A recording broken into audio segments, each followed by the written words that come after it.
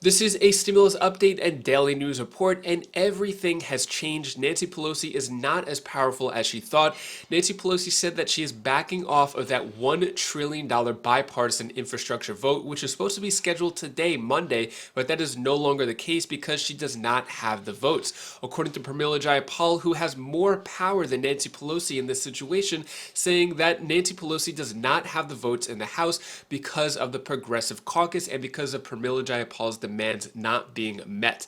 So we have a Democrat versus Democrat, Jayapal versus Pelosi fight going on right now. I'm going to play you two video clips, one from Nancy Pelosi, one from Jayapal, talking about the situation because the stakes have never been higher. There are trillions of dollars of stimulus on the line. So I'll play you those video clips and I'll give you some other updates as well. Hope you're having a more than mundane Monday. If you appreciate these fact-based, fast-paced updates, hit the like button down below. And I'm announcing the winners for the $200 to my subscribers tonight, Monday at 6 p.m. Eastern Standard Time. So if you haven't entered yet, you still have a chance to do so. Details down in the description below. To repeat, I'm announcing the winners tonight, Monday at 6 p.m. Eastern Standard Time.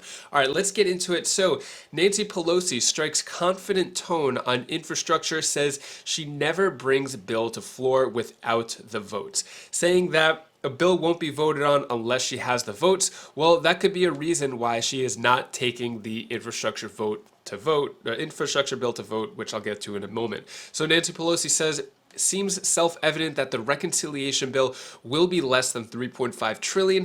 If it's going to be less than 3.5 trillion, that means that it is probably not going to be voted on this week, meaning that if it's going to change, it's all ready to vote for right now, meaning that if it's going to be less, there's going to be negotiations, some changes, which is going to drag it out even longer. So when it comes to the infrastructure vote, Nancy Pelosi says infrastructure bill will pass this week, but the vote may be delayed. So she did say it was going to come Monday, but now she has backed off of that. So Nancy Pelosi backs off Monday vote on bipartisan $1.2 trillion infrastructure bill, saying that it is not going to happen now. There may not be the votes. The reason why could be because Jayapal, who's also a House Democrat, but it has become progressives versus the moderates, Pelosi versus Jayapal in this situation. Here is a video clip from Nancy Pelosi talking more about it. A week that may be make or break for President Biden's ambitious agenda.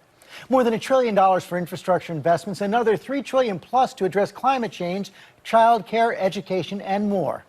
All this as the government shutdown looms on Friday, plus the prospect of America defaulting for the first time in history if Congress does not soon authorize government borrowing to pay past debts. At the center of it all, House Speaker Nancy Pelosi, who joins us this week from the Capitol. Good morning, Madam Speaker. Good morning, George. Thank you for the opportunity to be with you today. So I just laid out a pretty daunting list right there. You've called the next few days a time of intensity for Congress. Have you ever faced a challenge with so much at stake? Every time we face a challenge, you say it's an historic challenge, whether it's passing the Affordable Care Act or other legislation that we passed in the previous administration. It's all the wonderful legislative process that we have. But I thank you for calling this President Biden's agenda, because that's exactly what it is. This is the vision of the president, and he has said that while he wants to pass the infrastructure bill, and we will, he will not confine his vision for the future to just that bill, that it had to be about building back better. And building back better has the support of over 95% of our caucus. So when you say Democrats divided, no, they're overwhelmingly, I've never seen actually over 95% of the caucus just about for anything. There are some who disagree, and I respect that about the size of the package, and so some in the Senate, a couple in the Senate as well, and we have to find our common ground, respectful of each other's views. But this isn't about moderates versus progressives. Overwhelmingly, the entirety of our caucus, except for a few whose judgment I respect, support the vision of Joe Biden, and we will make progress on it this week. So make progress, not necessarily pass. You said you have support of 95% of Democrats. The problem is you need 98 or 99% to pass the bills.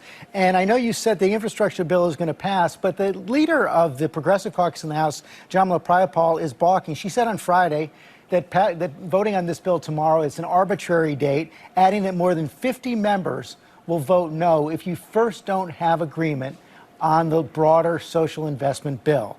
So are you confident these progressive members are going to vote yes, even though she says no? What? Let me just say we're going to pass the bill this week. I promised that we would bring the bill to the floor. That was according to the language that those who wanted this to be brought to the floor tomorrow wrote into the rule. We will bring the bill to the floor tomorrow for consideration. But you know, I'm never bringing a bill to the floor that doesn't have the votes. And I think any time you put an arbitrary date, well, remember when the Republicans said they were going to overturn the Affordable Care Act on the anniversary of the Affordable Care Act? I knew right then and then they were doomed. You cannot choose the date. You have to go when you have the votes in a reasonable time, and we will. And I do believe that we will do. First of all, let me just say it's an eventful week. First of all, we have to make sure, just chronologically, we have to make sure we keep government open, and we will. Second of all, we have to honor the vision of President Biden, and we thank him for his leadership and his courage putting forth such a bold package. In order to move forward, we have to build consensus. It's not winners, losers. It's bring people together, and that's what we always do in the Democratic Party. And what President has put forth will create many, many more good-paying jobs, especially in terms of addressing the climate crisis, which has not been fully addressed in the infrastructure bill. It will lower costs for families by lowering the cost of prescription drugs for seniors and healthcare costs across the board. It will give one of the largest tax cuts for the middle class with the Biden child tax credit, and it will be paid for by making everyone pay their fair share. Lower cost, tax cuts, paid for, more jobs for the American people. The question is, can you get everybody to agree to that? If I heard you correctly, you're saying the vote will not necessarily be tomorrow on the infrastructure bill. You're going to put it up when you have the votes to pass it. Yeah, it may be tomorrow. It may be tomorrow, but right. But let me just say, in order to get the votes to pass it, it sounds like you're going to need agreement on the broader social investment bill. Absolutely. Build back. You're right. You're absolutely And so that is going to happen this week as well? Well, we're, let me just say, we're prepared. We're ready. Yesterday, the Budget Committee passed out the Build Back Better legislation at the full $3.5 trillion. That was the number that was sent to us by the Senate and by the President. Obviously, with negotiations, there'll have to be some changes in that. The sooner, the better, so that we can build our consensus to go forward. And we will do that. The American people need that to happen, and that's the overwhelming for the people agenda. The holdouts in the Senate, of course, everyone knows Joe Manchin, Kyrsten Sinema, at least those two. Joe Manchin says $3.5 trillion is way too much, and it doesn't necessarily have to pass this year. Kyrsten Sinema says she's not going to support any increases in income taxes or corporate taxes. Have you made progress on those issues? It doesn't sound like it. Well, Chuck Schumer and I and Secretary Yellen the other day came forward in a press event and said that we had reached a framework of agreement. People said, well, what are the specific? Well, we'll see what we need. We'll see how the number comes down and what we need in that regard. But we have agreed on an array of pay-fors in the legislation. This will be paid for. So when some say, oh, well, what about inflation? It will be paid for. And that's the beauty of it, by having those in our economy and society who have not paid their fair share, paying their fair share. So again, the Senate and the House, those who are not in full agreement with the president's rate, let's see what our value, let's not talk about numbers, and dollars, let's talk about values. And the values are about, I'm sorry? Is the solution to paying for it a carbon tax? There's an array of issues that are there. I'm not going to be, let's see what we need to have. And there are those who have suggested that. So when I say we're ready, we've investigated, or shall we say, documented everything that we need to be ready with legislative language to go forward. And I'm very excited about the hard work that everybody did. We stayed on schedule. They said you couldn't do it by September 15th. We did. We have our budget committee yesterday taking the work of the committees and putting it forward. We've been carefully trying to see what could be birdable. You know, in the House, I'm used to negotiating with the White House or among ourselves and with the Senate, but to negotiate we don't negotiate with a parliamentarian. She will make judgments about something that might violate the bird rule or provisions of privilege, whatever that is. And that's a bath that legislation has to take. So all of these things are in place. We're trying to get them be as ready as possible. We are ready on our side. We just have to see how quickly the parliamentarian can operate. I know the budget committee passed a resolution calling for $3.5 trillion, but it sounds like you acknowledge that the final number is going to be somewhat smaller than that. Yeah, I mean, that seems self-evident. That seems self-evident. And so it's not just, we have some, shall we say, bird bath, privilege, kinds of things. It's legislation. So the fact is that this is the excitement of it all. It's just in real time and exploitation of a few people not in agreement being called a division in the Democratic Party. Everybody overwhelmingly, and I think even those who want a smaller number, support the vision of the president. So what are your thoughts on what Nancy Pelosi has to say? Looks like everything is changing. The vote is no longer today, Monday, but maybe this week, maybe next week, maybe next year. We never know with Congress these days, but let me know your thoughts on that down in the comments below. So Pramila Jayapal says everything has to be done before the infrastructure vote. So the infrastructure vote was scheduled today, and everything meeting the $3.5 trillion package was not done. This could be the reason why Nancy Pelosi has delayed that vote. So Pramila Jayapal also says the votes aren't there to pass infrastructure bill on Monday. Pramila Jayapal has a lot of power in this situation, more than Nancy Pelosi. Here is a video clip from Pramila Jayapal talking more about her side of the situation and what she wants to be done. Welcome back to Face the Nation. Congressional Democrats are in a stalemate over spending priorities. Progressives say $3.5 trillion worth of social environmental spending is the top priority. Moderates want to finish up that $1 trillion infrastructure package that has passed the Senate and could get a vote in the House this week. Moderates also say the $3.5 trillion price tag is too steep for the other package and needs to be paid for. We're also headed for a government shutdown later this week unless Congress can agree on an extension of funding when the fiscal year ends. So a very busy week ahead of her. And now Pramila Jayapal of Washington is leading the progressives in the House and joins us on set. Good morning to you. Good morning, Margaret. Democrats control the White House, the Senate, the House, slim majority, as you know. President Biden said to reporters on Friday that he told progressives and moderates who met with him this week that they need to focus less on the number and more on their priorities. Speaker Pelosi said today that it is self-evident this bill will not be $3.5 trillion.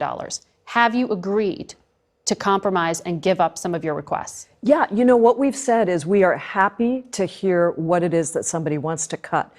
So far, we have not seen any negotiation back from the Senate. And we understand, Margaret, that we've got to get every Democrat on board in the House and the Senate. We don't have the margins to do anything except that.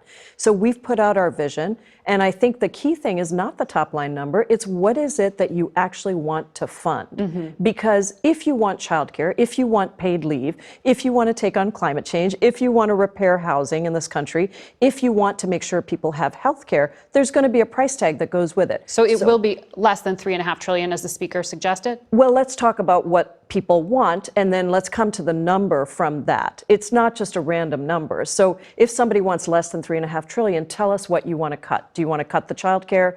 Do you want to cut paid leave? What is it you want to cut? And then let's figure it out from there. But President Biden also said something very important the other day, which is this is a $0 bill because it's going to be completely paid for with taxes on the wealthiest and the largest. The Joint Committee on Taxation says actually that in raising this revenue, taxes could go up at least 2% on those making between $200,000 and $500,000 a year. It also will raise taxes for corporations and those who are wealthier. So it's not no cost. Well, what the president has said is people making under $400,000 will not pay more. We will make sure of that in the package that we put together. But we do want people who are making billions through the profits, not reporting their taxes, not being held accountable by the IRS to pay their fair share. That's really all it is. When it comes to the things that you have to prioritize, what about free community college? The president threw that out as an example and mentioned means testing, adjusting for cost of living and things like that. Are you open to that? We're open to whatever negotiation is out there, but on means testing, we saw what happened when we put in tons of barriers in the rental assistance program. People didn't get it. If you have a 25-page document that somebody has to go through to figure out whether or not they qualify, the most vulnerable are not going to get the assistance they need. So I think we should be universal in our programs, make sure people get the benefits immediately, and make it as easy as possible to get this assistance out to the people who need it the most. Now that you've heard both sides, Pramila Jayapal and Nancy Pelosi, whose side do you agree with, or what talking points do you like most from either one? Let me know your thoughts on that down in the comments below. So when it comes to a fourth stimulus check, looks like it has not made it into that $3.5 trillion stimulus package, that is where it would be if we were getting a fourth stimulus check. But this is the petition right here for the $2,000 per month to every American for the fourth stimulus check. The signatures are at 2,899,000 signatures. It has not made it in there yet, which is very unfortunate. I don't know if things are going to change, but as always, I want to keep it real with you and let you know exactly what's going on, tell you the truth, and not lead you on. So we're going to see what happens as things unfold during this week. If hopefully to cheer you up a bit, here is my daughter Bella's tip of the day. Hi guys, this is Bella. This is the tip of the day. I want to tell you the one thing you should do for when you're feeling down and you want to follow your wishes. Then do whatever you want. It's a free country here. You can do whatever you want. So bye guys. Have a good night or a good day. Thank you so much for watching. Another reminder, I will be picking the winners tonight, Monday, 6 p.m. Eastern Standard Time. I will be publishing another video at that time, so be on the lookout for a video at 6 p.m. Eastern Standard Time where I'm going to pick the winners that are going to get the $200. So quick reminder with that. Also, hope you are enjoying your Monday. Hope you had a great weekend. If you want to check out any of my other videos, I actually have a new video up here from my Wise Buys channel. It's back massager, which is probably my favorite product that I have bought in 2020, because 2020 was a stressful year for everyone and I had so many knots in my back. That was really good. So check out that video or down here for stimulus updates, and I'll see you in the next video. Take care, be safe. Thank you for watching.